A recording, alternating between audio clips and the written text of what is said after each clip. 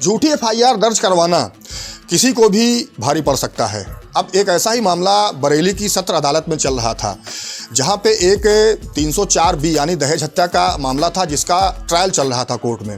अब उसमें जो वादी मुकदमा था उसका नाम बाबूराम था। बाबूराम की बेटी ने आत्महत्या कर ली थी, तो बाबूराम के द्वारा बेटी के ससुराली जनों पर 304B के तहत एफआईआर दर्ज कराई गई थी।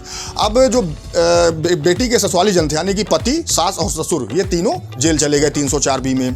बाद में जो वादी मुकदमा था वो अपने बयान से पलट गया।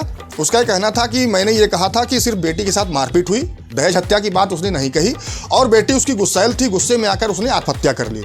अब ये मामला जब न्यायाधीश महोदय के समक्ष गया, सत्र अदालत समझ गया, तो सत्र अदालत ने बाबूराम को 800 दिन के कारावास की सजा सुनाई। यानी कि कोर्ट का यह कहना था कि जितने दिन वो तीनों निर्दोष व्यक्ति जेल में रहे, उतने दिन वादी मुकदमा को भी जेल में रहना पड़ेगा। और कोर्ट ने ये कहा कि ये जो आरोप वादी के द्वारा लगाया गया, उसमें जो निर्दोष थे उनको आजीवन कारावास तक की सजा हो सकती थी।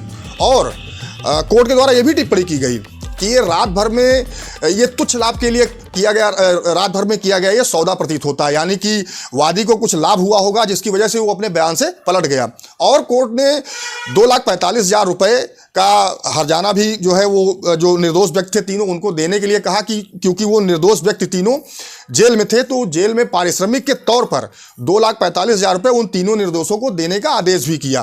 तो झूठी एफआईआर लिखाने के चक्कर में एक वादी मुकदमा को बरेली की सत्र अदालत ने 800 दिन के कारावास की सजा सुनाई।